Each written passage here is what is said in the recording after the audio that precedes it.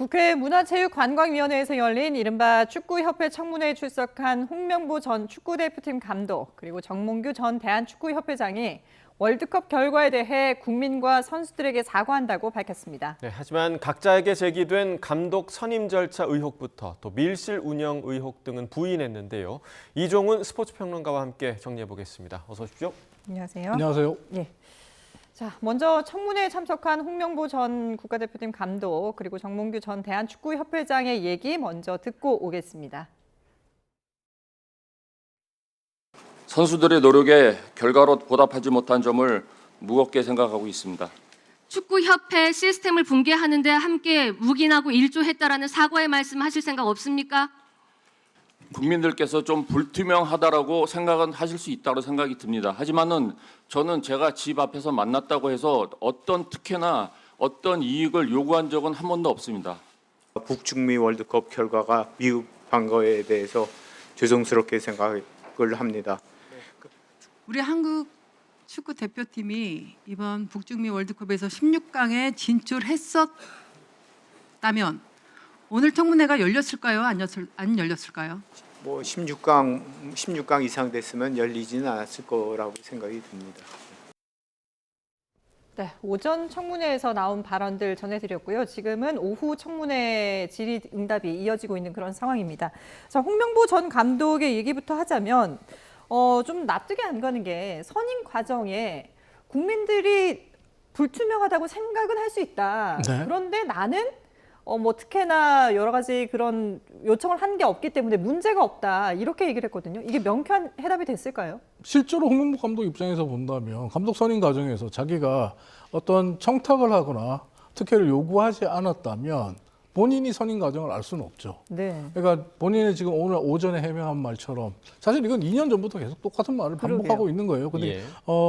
홍명보 감독은 밤 11시에 자택 인근으로 이임생 전 기술위원이 찾아와서 기술총괄 이사가 찾아와서 자신에게 대표팀을 맡아달라라고 부탁하는 과정에서 이 선임 절차가 끝났구나. 그래서 나한테 이렇게 왔구나라고 생각했다. 내가 어떤 특혜나 이익을 요구한 적이 없기 때문에 네. 나는 그 과정이 어떻게 진행되는지 모른다.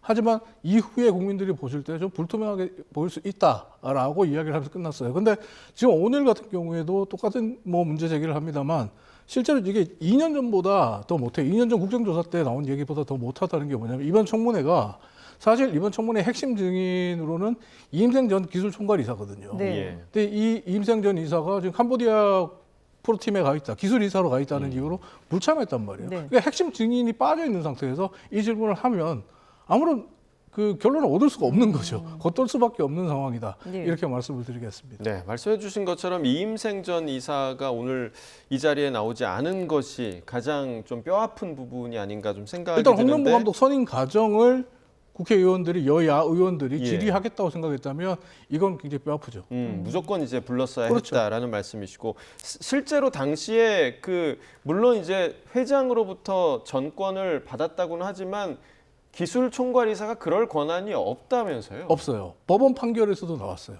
그러니까 문체부의 감사 결과 그런 권한이 없다. 법적인 권한도 없고 그래서 잘못된 절차다라고 했고 그것에 대해서 불복해서 대한축구협회가 행정법원에 소송을 걸었잖아요. 예. 근데 행정법원의 판결문 자체도 이임생 전 기술이사의 이런 법적인 권한은 없다. 불법이다. 잘못됐다라고 판결을 했죠. 예.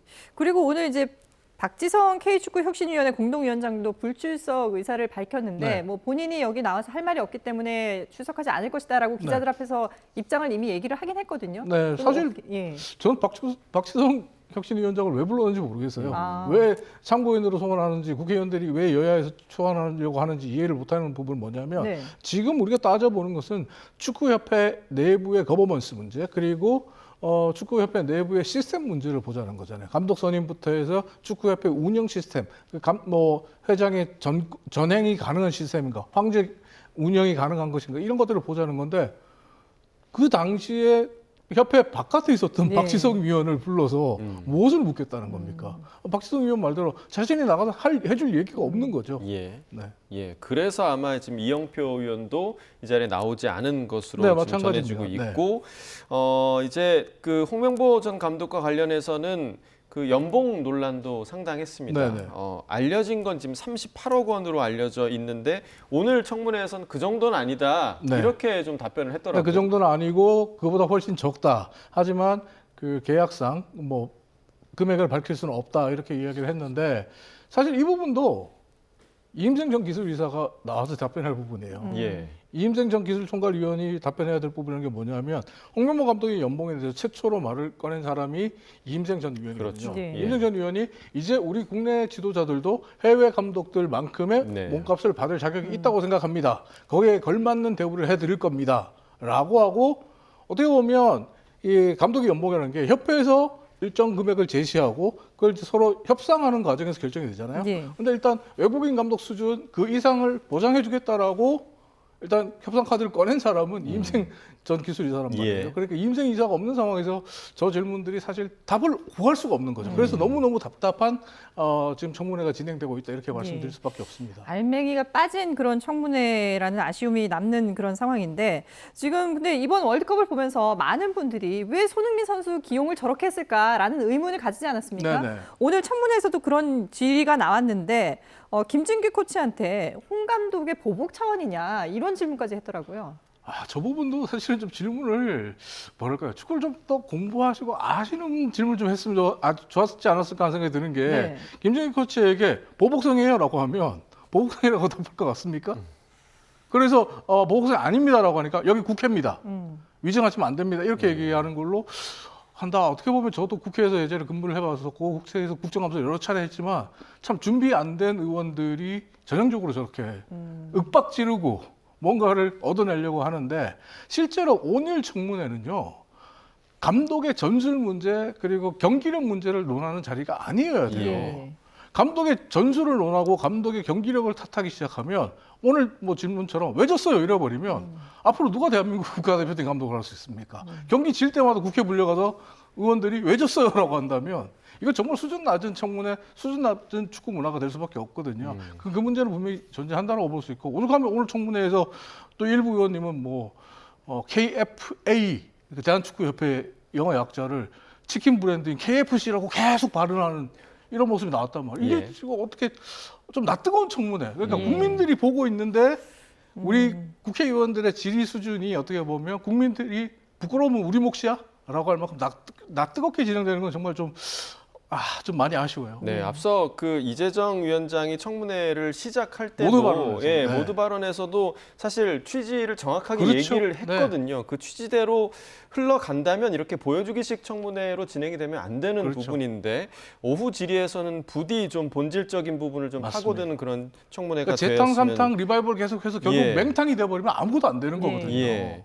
그래서 사실 뭐 이 홍명보 전 감독의 법인카드 문제도 사실상 이 문제를 화제성으로 좀 이렇게 계속 키우는 듯한 그런 느낌도 좀 있는 근데 것 이 같아요. 부분은 저는 조금 놀랐어요. 놀랐던 게 뭐냐면 이 진선미 의원이 이제 이 문제에 대해서 제기를 했었고 법인카드 의혹에 대해서 얘기를 했는데 제가 가장 놀란 부분은 홍명보 감독이 뭐 집 부근 자택 인근에서 썼다 그리고 예. 주말과 휴일에 법인카드를 썼다 이 부분에서 놀란 게 아니라 대한축구협회의 내규 규정에 국가대표팀 감독의 법인카드를 주말과 휴일에 쓸 수 없도록 했다는 것에 너무 놀랐어요. 예. 무슨 말이냐면 대한축구협회 감독과 대한민국 A 대표팀 감독과 코칭 스태프들은 K리그 경기 현장을 늘 찾아가잖아요. 예. 그래서 선수들을 관찰하고 선수들의 경기력을 체크하잖아요. 전부 주말에 경기가 있는데. 다 주말에 하죠. 예. 주말과 휴일에 하잖아요. 예. 근데 그때 법인카드를 쓸 수 없게 만들었다?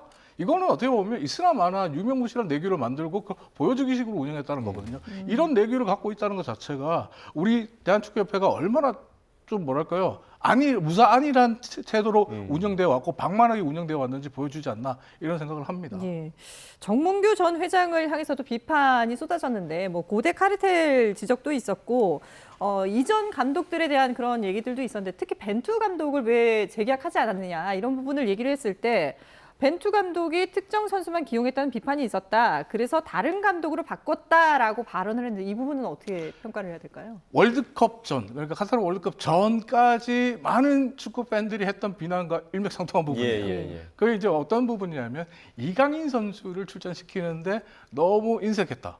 벤투 감독이 월드컵 본선 무대에서는 이강인 선수를 적극적으로 중용했지만 네. 그 이전까지는 이강인 선수를 출전시키지 않았거든요. 그리고 특정 선수들만 계속 고집한다라는 비판이 많았습니다. 그리고 또 하나는 뭐냐면 카타르 월드컵이 시작되기 전까지 벤투 감독에 대해서 또 하나의 비판이 뭐냐면 빌드업 축구, 즉 한 가지 축구 스타일만 계속 고수한다. 네. 플랜 B가 없다라는 비판이 많았어요. 근데 월드컵 뚜껑이 딱 열리고 나서 보니까 이강인 선수도 계속 잘 쓰고 그다음에 오히려 그러니까 빌드업 축구가 한국 축구의 완성도를 높이고 있다는 것을 봤잖아요. 그래서 벤투 감독이 그 당시에 별명이 벤버지였어요. 예. 벤버지 이제 알겠어요라고 네. 하면서 벤버지라고 불렀단 말이에요. 근데 그 월드컵 이전 상황을 정몽구 전 회장이 지금 얘기를 하면서 벤투 감독한테 이런 비판이 있었다. 그리고 결정적인 건 벤투 감독이 4년 재계약을 요구했거든요. 예. 근데 축구협회는 4년 재계약을 원치 않았어요. 벤투 감독과 1년 혹은 1년 단기 계약이나 아니면 아시안컵 때까지만의 계약을 원했던 거죠. 그러면서 이제 결렬이 된 거였고. 그러니까 핵심은 어떻게 보면 벤투 감독에 대한 월드컵 이전의 비판. 저거는 정몽구 회장이 전혀 잘못 알고 있는 부분이고 말이 안 되는 부분이고 오히려 4년 재계약, 계약 기간에 이견 때문에 문제가 결국 있었다. 갈라섰다. 예. 이렇게 봐야 될 것 같습니다. 자, 마지막으로 지금 우리 축구 대표팀 감독이 공석인데 네. 9월 A매치가 지금 앞두고 있는 그런 9월, 상황인데요. 10월 4연전이죠. 예. 네. 그런데 지금 어떻게 빨리 임시 감독을 세워야 되는 거 아니겠습니까? 그러니까 10월 일정은 나왔고 9월 예. 일정은 지금 준비 중이고 예. 감독은 없는 상태예요. 그래서 감독을 지금 공모를 하겠다라는 건데 임시 감독에 지금 지원할 의사가 있다고 하는 게 앞서 방금 말씀드렸던 벤투 감독도 있고요. 예. 그리고 거스퍼의 감독. 지난번 홍명보 감독과 함께 대표팀 감독을 뭐 경쟁했다고 할까요? 아니면 예. 뭐 임승전 위원의 말에 의하면 뭐 전혀 자격이 안 됐다라고 하는 전북 현대를 맡아서 우승까지 그렇죠. 이끌었던 예. 거스퍼의 감독 등등의 감독들이 지금 임시 감독임에도 불구하고 굉장히 지금 관심을 보이고 있고 이미 사단을 꾸리고 있다라는 얘기까지 나오고 있거든요. 예. 그러니까 이번 임시 감독 체제에서 선발하는 것을 잘 이끌어낸다면 우리가 다음에 포에드 혹은 벤투 등이 정말 임시 감독으로 오고 경기력을 보여준다면 내년 1월쯤에 아마 그 새로운 신임 대표팀 감독이 나올 것 같은데 그 왜냐하면 해장 선거하고 좀 맞물릴 수밖에 네네네. 없거든요. 그래서 해장 선거쯤에 이제 대표팀 감독이 나올 것 같은데 이 감독 선임을 위해서라도 이번 임시 감독 선임을 좀 제대로 잘 해줬으면 좋겠다는 생각입니다. 예, 아마 많은 국민들이 그렇게 바라고 계실 겁니다. 지금까지 이종훈 스포츠 평론가와 함께했습니다. 잘 들었습니다. 감사합니다.